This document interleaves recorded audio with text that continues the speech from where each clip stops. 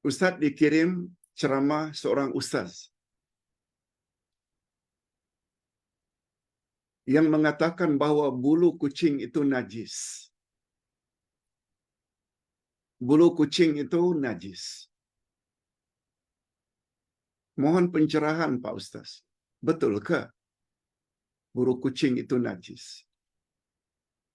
Hadirin dan hadirat rahimakumullah. Memang ada yang punya pandangan macam itu. Tapi majoriti fuqaha ulama fiqh mengatakan bulu kucing itu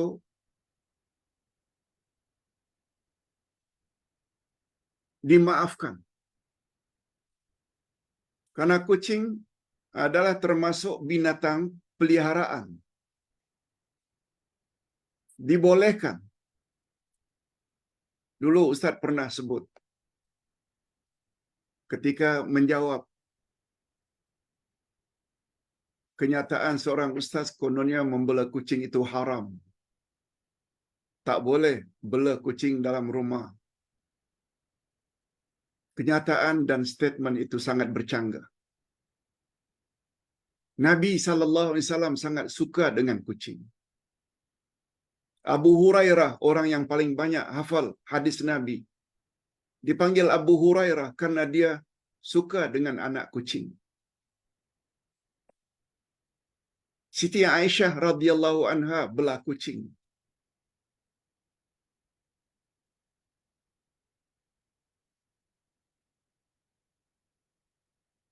Karena kucing adalah binatang peliharaan yang senantiasa bersama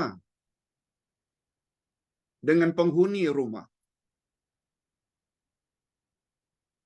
Ada satu bab yang dikatakan bulu kucing itu bila melekat pada baju atau badan seorang yang sedang salat, salatnya sah.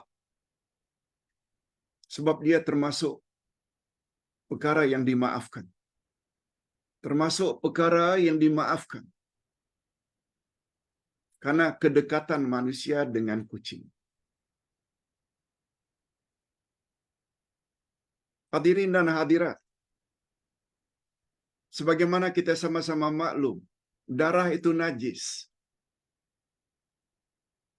Tapi bila darah itu terkena pada seseorang dan jumlahnya sedikit dan dia tidak mengalir, adalah dimaafkan.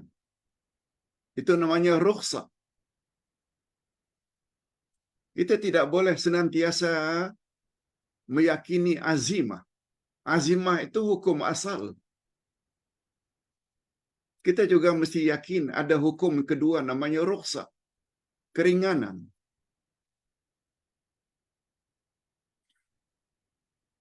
Salat tidak sah kalau tidak uduk. Tetapi kita boleh bertayamum bila tidak boleh gunakan air. Itu namanya rukhsah. Tidak sah kalau salat tidak menghadap kiblat. Tapi kita gunakan rukhsah bila pada saat itu kita tak tahu arah kiblat. Salat saja. Niscaya Allah akan terima. Itu namanya rukhsah. Darah pada asalnya adalah najis. Tapi bila darah itu hanya sedikit, dimaafkan. Begitu juga, walaupun pada asalnya bulu binatang yang dilarang dimakan adalah najis, tetapi untuk bulu kucing, jumhurul fuqaha kata ia dimaafkan. Kalau hanya sekedar bergeser dengan kita lalu tertanggal beberapa bulunya, dimaafkan. Sah salatnya. Wallahu a'lam. Soalan yang kedua, Pak Ustaz, bagaimana cara qada salat? Salat fardu yang ditinggalkan, cara mudahnya untuk qada salat fardu. Ada satu video menyatakan caranya ialah habis salat zuhur buat qada zuhur. 1 kali ke 5 kali ke 10 kali ke zuhur, zuhur, zuhur, zuhur. Begitu juga begitu selesai salat asar, begitu selesai salat isya, qada salat-salat berkenaan. Hukum qada adalah wajib. Tidak guna amal-amal lain kalau salat fardu tidak diqadakan terlebih dahulu. Begitu kandungan daripada YouTube tersebut. Hadirin dan hadirat rahimakumullah. Beliau tidak memberi pandangan yang kedua. Padahal dalam bab qada ini ada juga pandangan yang mengatakan tak perlu diqada. Yang mustahak tobat. Tambah dengan iman yang mantap. Kemudian banyak buat amal saleh. Sudah memadai. Lihat ayat 59 dan 60 dari surat Maryam. Akan datang suatu kaum yang buruk, yang suka meninggalkan salat karena ikut hawa nafsu. Mereka kelak akan dilempar dalam api yang bernyala-nyala. Kecuali jika mereka tobat, beriman, dan beramal saleh. Allah akan sediakan bagi mereka syurga. Itu ayat 59 dan 60 surat Maryam. Walaupun orang yang meninggalkan salat karena ikut hawa nafsu itu akan dilempar dalam api neraka, tapi mereka tak jadi dilempar dalam api neraka, malah dimasukkan ke dalam syurga dengan 3 syarat. Illa man taba, kecuali bila mereka tobat. Wa amana, mereka beriman. Wa amila salihah, dan mereka beramal saleh. Tak disebut qada pun. Ada yang mengatakan, kalau kita, kata Nabi, tertidur, hendaklah salat ketika bangun tidur. Ketika terlupa, hendaklah kita salat ketika kita ingat. Memang ada hadis itu. Lalu mereka gunakan hadis itu. Dalam keadaan terlupa saja, kita mesti salat juga. Dalam keadaan tertidur juga, kita mesti salat bila bangun. Apatah lagi bila salat itu ditinggal dengan sengaja. Itu dalil mereka. Itu maknanya dalil melalui qiyas. Kata ulama yang tidak mewajibkan qada, dalam bab ibadat tak boleh qiyas. Qiyas hanya boleh dalam muamalat. Perahan anggur yang disimpan sekian minggu akhirnya memabukkan. Boleh dikias dengan jus mangga, jus kuini, jus apa saja jus, bila disimpan sekian minggu yang akhirnya menghasilkan minuman yang memabukkan, juga hukumnya mabuk. Kias dengan anggur. Itu bukan ibadat, itu muamalat. Satu lagi kenyataan Ustaz berkenaan, apa-apa ibadat sunat yang kita buat tidak akan diterima oleh Allah. Coba kita padankan dengan hadis sahih yang Ustaz tulis dalam buku ini. Himpunan salat sunat Rasulullah sallallahu alaihi wasallam. Halaman yang kedua tentang fadilat salat sunat. Tak perlu Ustaz bacakan. Baca buku ini. Di Shopee ada jual. Ustaz sendiri yang tulis. Ketebalannya 370 muka surat. Ketika menyebut tentang fadilat salat sunat, Ustaz bacakan terjemahannya saja ya. Hadis ini hadis sahih kata Syekh Nasaruddin Albani. Yang diriwayatkan oleh Abu Dawud, Ibnu Majah dan Imam Ahmad. Apa kata Nabi? Awwalu ma yuhasabu bil 'abdi yaumal qiyamah salatu. Pertama-tama yang Allah akan tanya pada hari kiamat adalah tentang salat seseorang. Bila malaikat membuat laporan, ya Rab, orang ini salat fardunya sempurna.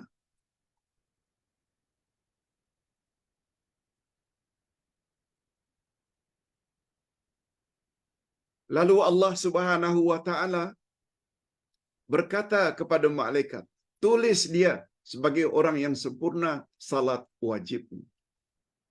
Tapi apa andai kata laporan daripada malaikat kepada Allah, salat wajib orang ini tak sempurna, ya Allah. Coba dengar apa kata Allah. Unzuru hal tajiduna li'abdi min tatawu'in fatukammiluna biha faridata. Oh, salat fardunya kurang. Kamu lihat, malaikat, kalau dia banyak melakukan salat sunatnya. Bila kau dapati salat sunatnya banyak, maka cover. Kamu sempurnakan salat-salat fardunya dengan salat-salat sunatnya. Begitulah kata Nabi, summa zakat kadzalik. Kemudian Allah suruh, setelah salat, tengok zakatnya. Kalau ada zakatnya yang tak sempurna, Allah suruh malaikat tengok kalau ada sedekahnya, infaknya, sumbangannya, supaya sempurnakan zakat yang dia tidak sempurnakan. Begitu juga puasa. Tengok puasa wajibnya, Ramadan. Kalau didapati tidak sempurna, salat puasa wajibnya. Tengok puasa-puasa sunatnya. Itu maksudnya hadis sahih. Macam mana ada ustaz mengatakan amal-amal sunat tidak ada artinya, tidak akan diterima kalau yang fardu tidak selesai. Bacalah hadis-hadis Nabi, tambahlah ilmu sedikit sebelum memberi fatwa. Islam agama ilmu. Silakan baca buku ini. Hadirin dan hadirat serta para pemirsa yang saya hormati. Pak Ustaz, betulkah apa yang ustazah ini cakap? Yang malaikat-malaikat akan betulkan bacaan kita. Kata ustazah itu, setiap akan baca Al-Quran, baca dulu. Inna nahnu nazzalna dzikra wa inna lahu lahafizun. Ayat 9 dari surat Al-Hujr. Sesungguhnya kamilah yang menurunkan Al-Quran. Dan sesungguhnya kami pula lah yang akan memeliharanya. Ayat itu menunjukkan Quran ini dijamin tak boleh dipalsukan. Cuma ustazah tersebut menyebut, setiap akan baca Quran, baca dulu ayat ini. Sehingga jika kamu membaca Quran tersalah makhrajnya, tajwidnya, malaikat akan betulkan untuk dibawa kepada Allah. Kalau ayat tersebut tidak dibaca lebih dahulu, bacaan kita banyak macam manapun, bila ada kesalahan, bacaan kita tidak diangkat, tidak dibawa oleh malaikat kepada Allah. Hadirin dan hadirat, berat ini, fatwa ini.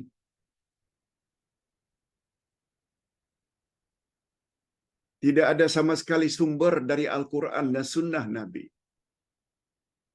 Yang ada sumber dari Al-Quran dan Sunnah Nabi.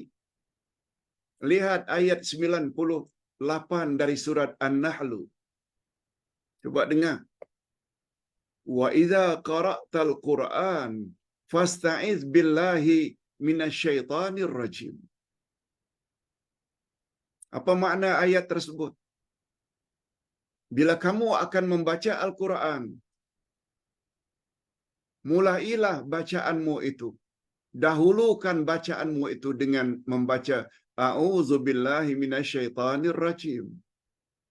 Aku berlindung kepada Allah dari gangguan syaitan yang direjam. Itu cakap Allah.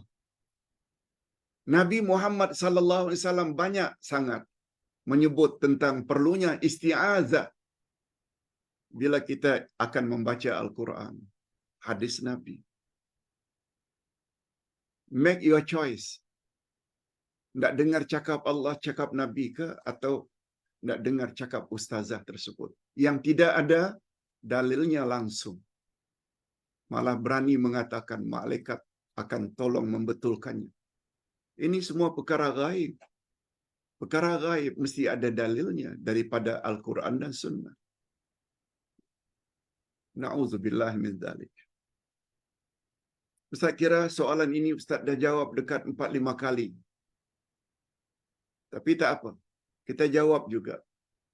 Barangkali yang bertanya belum dengar dan anggaplah sebagai pengulangan bagi yang sudah dengar. Terakhir, Pak Ustaz, maaf bertanya, adakah cerita tentang Nabi Ibrahim yang mempunyai 3 orang isteri, termasuk Keturah atau Kanturah atau Keturah? Betul atau dari Israiliyat? Mohon pencerahan Pak Ustaz. Dan ada pula yang mengatakan daripada isteri yang ketiga ini, isteri pertama Sarah, yang kedua namanya Hajar, yang ketiga Kenturah. Dari Sarah dapat Ishak. Dari Ishak dapatlah Bani Israel. Dari anaknya Yakub. Dari Hajar dapat Ismail. Ismail kawin dengan Bani Jurhum. Akhirnya dapatlah bangsa Arab. Setelah Sarah meninggal dunia, Nabi Ibrahim kononnya kawin lagi dengan Kanturah. Dari Kanturah inilah akhirnya dapat bangsa atau suku Melayu. Hadirin dan hadirat, Ustaz sudah baca bab ini. Ada yang mengatakan betul, Kanturah itu ada seorang profesor yang mengatakan dalilnya kuat. Tapi bila kita bawa pada hadis-hadis Nabi sallallahu alaihi wasallam, hadis tersebut dipertikaikan. Ada yang mengatakan sahih, ada yang mengatakan tidak. Ada yang mengatakan Israiliyat. Bagi kita umat Islam yang confirm yang diceritakan oleh Allah dalam Al-Quran dan Sunnah Nabi yang sahih, 2, Sarah dan Hajar. Ustaz tak mau komen banyak dalam bab ini. Biarlah yang lebih pakar sejarah untuk menceritakannya. Ustaz kira cukup sampai di sini dulu. Mudah-mudahan ada manfaatnya. Kita jumpa lagi esok insya